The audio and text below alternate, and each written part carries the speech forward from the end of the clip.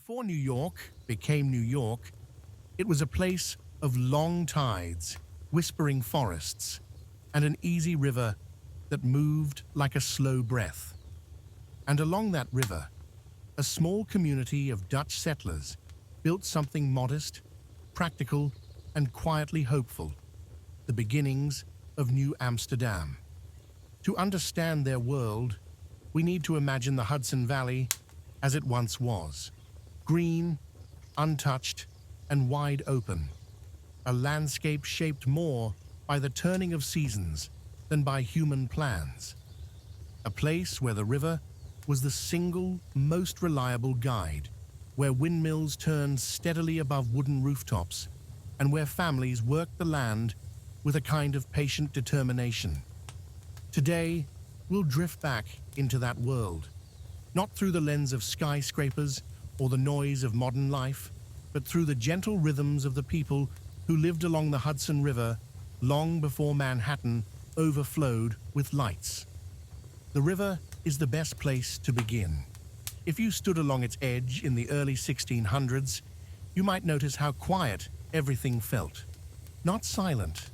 The natural world was always speaking, but quiet in a way that felt steady and grounding. Waves lapped softly against the shore, breaking into tiny ripples over stones, polished by centuries. Tall maples leaned over the water, shading the banks in dappled patterns of sun and shadow. And when the wind shifted, it carried with it a blend of salt from the distant ocean and the cool scent of pine drifting down from the northern forests. The Dutch who arrived here came from a world shaped by water, canals, levees, and flat, windswept fields.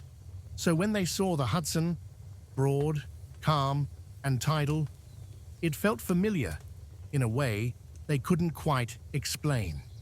Here was a river that connected everything, a river that could carry goods, news, and people, a river that could support farms, mills, and small villages, a river that promised stability at a time when crossing the Atlantic meant leaving everything behind. Their ships, modest in size, followed the bends of the river with care. The crews watched the shoreline for signs of fresh water, game, or clusters of smoke that marked Lenape camps. Trade was the primary goal, furs especially, but settling required patience. There was no blueprint, no map, no certainty beyond the next turn in the river. When they reached the island that would one day be Manhattan, they found a place shaped by quiet beauty. Forests ran thick across gently rising terrain. Streams cut narrow paths through the undergrowth. Wildflowers grew between rocks, and deer walked the same trails settlers would later use to carry tools and firewood. It was a place full of small sounds, insects humming in the grass, water trickling over stones, and birds calling overhead in bright, sharp tones. The earliest Dutch homes were nothing like the brownstones and towers that now define Manhattan. They were modest timber structures built quickly out of necessity. Steep roofs that shed rain, small windows with shutters to keep out the wind. A single room heated by a hearth, where families cooked, ate, and slept. Outside, small gardens provided herbs and vegetables. The smell of baking bread drifted from clay ovens, mixing with the scent of damp earth and wood smoke. The settlement that grew at the island's southern tip was small enough to walk through in minutes. A few rough paths wound between homes. A wooden fence, more symbolic than defensive, marked its edge. A windmill rose above the cluster of buildings, its sails catching the Atlantic breeze, creaking softly with each rotation. The sound of that windmill became a kind of heartbeat for early New Amsterdam. Steady, repetitive, reassuring. Most days began early. Before the sun fully cleared the horizon, villagers stepped into the cool morning air, pulling woolen coats around their shoulders. Roosters crowed in the distance. Children carried buckets to fetch water. Mothers tended to bread dough that had risen overnight. Fathers inspected tools, mended nets, or loaded wagons with goods for the small market near the docks. Trade shaped everything. The Dutch didn't come to the Hudson Valley with dreams of vast empires or lofty political ambitions. They came because of opportunity, practical, tangible opportunity. Furs, fish, timber, and fertile soil offered the chance to build a stable life. Indigenous peoples, the Lenape, the Mohican, and others, had lived here for generations, and their knowledge of the land was essential. Much of the early colony's survival depended on cooperation. Learning where the good fishing spots were, how to grow corn in unfamiliar soil, where trails led, and which plants signaled changing seasons. Trade became a language all its own, spoken through gestures, shared work, and the steady rhythm of exchange. The Dutch admired the craftsmanship of native canoes, light, fast, and perfectly suited to the winding waterways. In turn, indigenous communities examined Dutch tools, cloth, and metal goods with curiosity. These interactions were not always simple, and misunderstandings certainly happened. But in the early decades, a practical peace held much of the region together, built on the shared need to survive and thrive in a place both harsh and generous. As the colony grew, life took on a rhythm familiar to anyone who has lived in a small, close-knit community. People knew their neighbors well. They traded goods, shared stories, and looked out for one another, especially in the long winters when the river partially froze and travel became more difficult. Evenings were spent around hearths where flames cast a gentle, shifting glow over the wooden walls. Families told stories of the Netherlands, of canals, markets, and the distant cities they had left behind. Children listened wide-eyed, imagining lands they might never see but still felt connected to.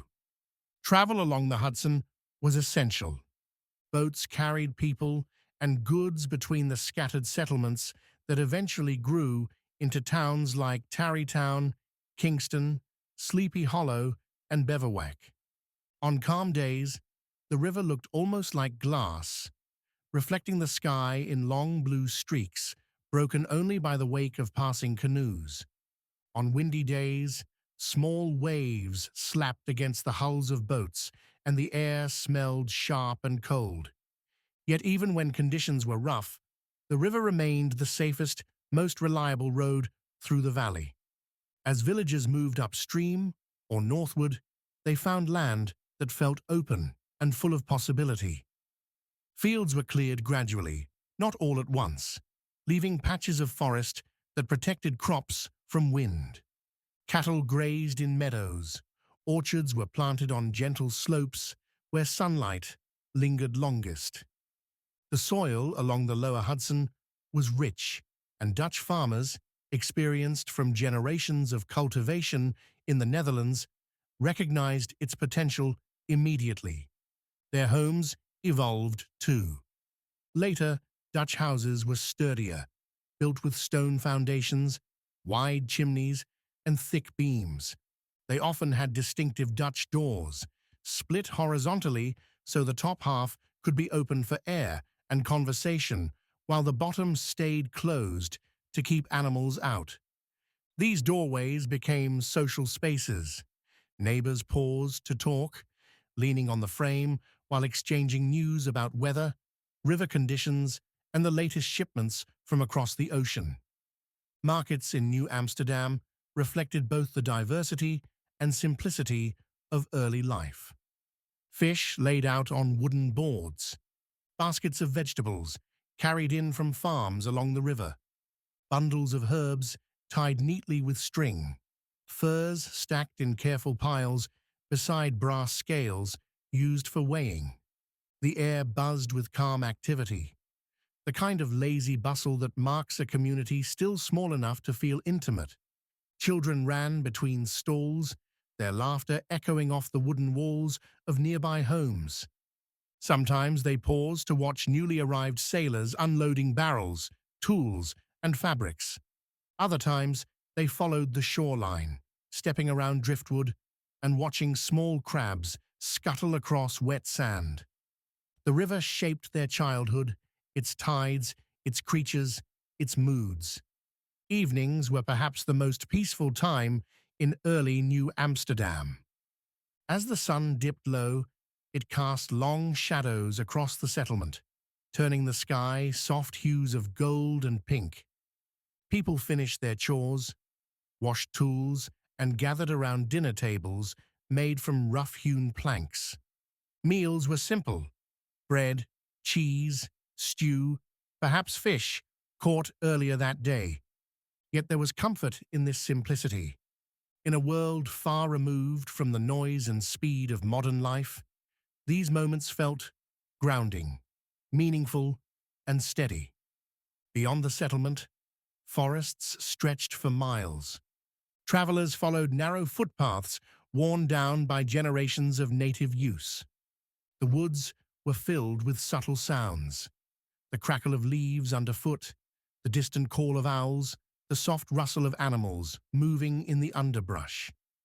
These journeys were not just practical, they were opportunities to observe the land, gather materials, and connect the scattered communities along the river.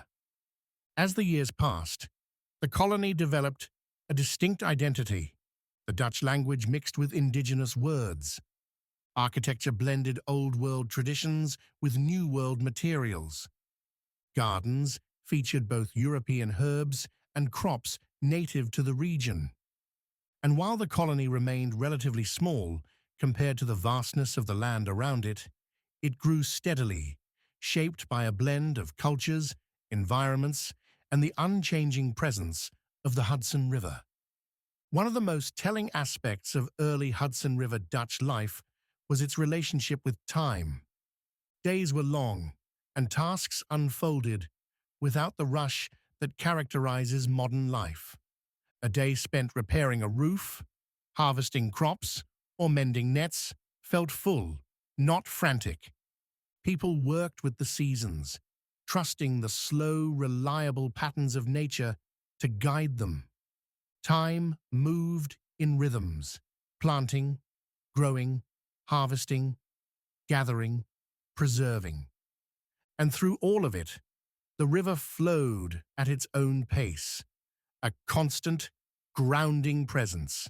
Winters brought a different kind of beauty. Snow softened the edges of rooftops and weighed down the branches of pines. Smoke drifted steadily from chimneys, carrying the scent of burning wood through the crisp air. Families stayed close to the hearth, telling stories or spinning wool while the wind pressed cold fingers against the shutters. Despite the chill, winter was often a time of rest, reflection, and planning for the coming spring. When spring finally arrived, it felt like a celebration. Rivers thawed, birds returned, the soil, dark and rich, was turned for planting. Settlers walked the fields, inspecting the land with hopeful eyes, marking the end of winter's constraints and the beginning of a new cycle of growth. This world, quiet, steady, and deeply connected to the land, might feel distant today, but echoes of it remain. Street names throughout the Hudson Valley still reflect Dutch origins. Stone houses built centuries ago still stand, their thick walls holding stories of the past. Even the gentle curve of the river carries whispers of the early communities who depended on its tides. The story of the Hudson River Dutch is not one of grand battles or towering monuments. It is a story of beginnings, of wooden houses facing the wind, of lanterns glowing in windows at dusk, of steady hands planting seeds, mending sails, and raising families in a land both unfamiliar and full of promise. It's the story of resilience, quiet resilience, shaped by the rhythms of a river that never stopped flowing. And though New Amsterdam eventually became New York, fast-paced and enormous, the memory of those early settlers lives on. In the landscape, in the architecture, in the stories passed down, and in the subtle sense that beneath all the noise of the modern city, there once was a place calm enough to hear the river breathing.